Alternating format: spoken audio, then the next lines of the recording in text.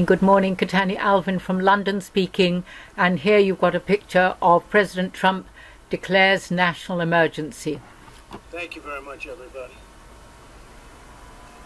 Before we begin, I'd like to just say that we have a large team of very talented people in China. We've had a negotiation going on for about 2 days. It's going extremely well. Who knows what that means, because it only matters if we get it done, but we're very much working very closely with China and President Xi, who I respect a lot. Very good relationship that we have. And we're a lot closer than we ever were in this country with having a real trade deal. We're covering everything, all of the points that people have been talking about for years that said couldn't be done, whether it was theft or anything. The unfairness. We've been losing, on average, $375 billion a year with China. A lot of people think it's $506 billion. Some people think it's much more than that. We're going to be leveling the playing field. The tariffs are hurting China very badly. They don't want them, and frankly, if we can make the deal, it'd be my honor to remove them. But otherwise, we're having many billions of dollars pouring into our treasury. We've never had that before with China. It's been very much of a one-way street. Right. Let me add here, for those who don't understand what I bring to the table, one of the understanding of the Committee 300, and the Committee 300, which was set up in 1891 by Cecil Rhodes, the Rothschild of the time, and Lord Balfour, and some others. Now, out of that came the United Nations, the Council for Foreign Relations, the Club of Rome, and many other things. But the Club of Rome was set up, according to Dr. John Coleman, very good information from him, to destroy America. In fact, from the sources I researched into, the Bank of England, which was set up in 1694, was the last Vatican bank, and the Vatican were very angry, let's put it that way, that so many people were leaving bloody Europe to go and settle in America. Not only did you have the founding fathers in 1621 leaving the shores of Britain because of a British despotic government, but you also had earlier than that, or actually all through, from the 1500s, a lot of people leaving the shores of Europe to make their home in America. So when he talks about these trade deals, and it's wonderful what he's doing, because after so many years of traitors as presidents, then we're talking about the Bushes, we're talking about Clinton, we're talking about Obama. Only now, you had a good person in J.F. Kennedy, but of course he was assassinated. But only now have you got somebody honest who's really working for the people of America. For the people of America. God bless President Trump. We'll continue with this. So that's happening, and the relationship with China is very good, but I think they finally respect our country. They haven't respected us for a long time.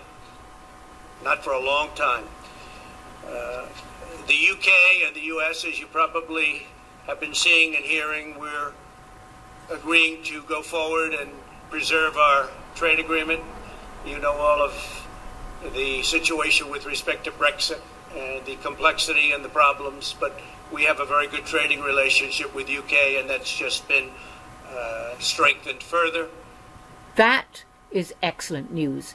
UK, we're continuing our trade, and we are going to actually be increasing it very substantially as time goes by. We expect that the UK will be very, very substantially increased as it relates to trade with the United States. The relationship there also is very good. We have a lot of great announcements having to do with Syria and our success with the eradication of the caliphate, and that'll be announced over the next 24 hours, and many other things. A lot of positive things are going on. We're working on a summit, and you know all about the summit. It'll be in Vietnam, Hanoi, and we will We'll be meeting in Hanoi. I think a lot of you will be going, I suspect. And I hope we have the same good luck as we had in the first summit. A lot was done in the first summit.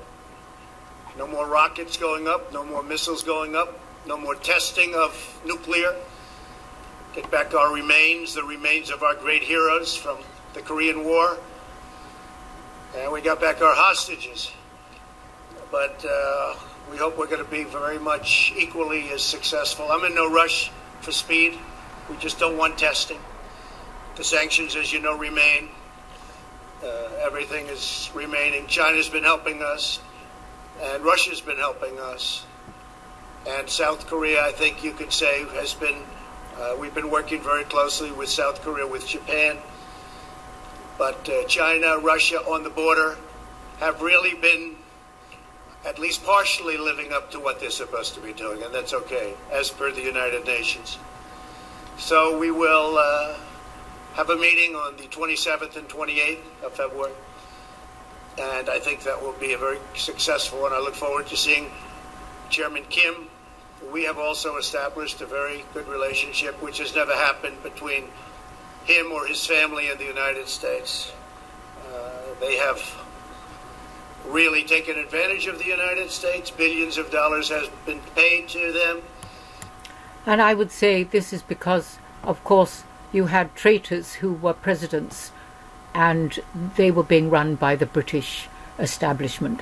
Before we actually, because this is President Trump declares national emergency, and that is obviously the wall and the amount of people that are coming. I want to read this out, which is coming from, but I'll put the link in the description box for you all. This is RV Intelligence Alert Afraid, February 15th, 2019. It's official. Mitch McConnell announced that Trump will sign the bill, but also declare a national emergency. That is obviously, I'm saying obviously, the bill on the wall. It is expected that the deep state would not back down fully behind the wall, in brackets. The deep state will now face total annihilation once Trump declares a national emergency, which he's seen doing here, behind this page. Deep state equal cabal in the US, and I would say very much linked to the British establishment. Meanwhile, the UK may be facing martial law over Brexit. Once again, Brexit was once again downvoted by their government. Yes, now, this is the British Parliament, House of Commons, and these four people have taken in the votes and are about to give them out. The ayes to the right, 258. The noes to the left, 303. So, 258, the ayes and the noes of passing the motion were 303, I think.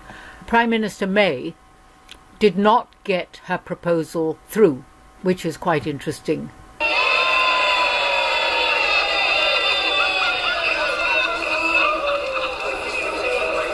ayes to the right, 258. The noes to the left, 303. So the noes have it. The noes have it. Unlocked. Point of order, Jeremy Corbyn.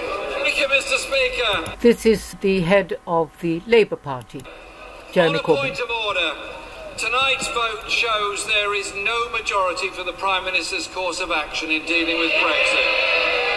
Yet again, her government has been defeated. Also, she was discovered to be very duplicitous and actually betrayed the people. So it's very interesting as what's going on in the British government. The government cannot keep on ignoring Parliament or ploughing on towards the 29th of March without a coherent plan. She cannot keep on just running down the clock and hoping that something will turn up that will save her day and save her face. Now, I don't know if Theresa May is actually working with the alliance or if she's not working with the alliance. I'm not sure about that. Now, back onto Trump again and the border. China, right smack in the middle, is phenomenal. And we think they have a great chance for tremendous economic prosperity in the future. So I look forward to seeing Chairman Kim in Vietnam. Today I'm announcing several critical actions that my administration is taking to confront a problem that we have right here at home. We fight wars at a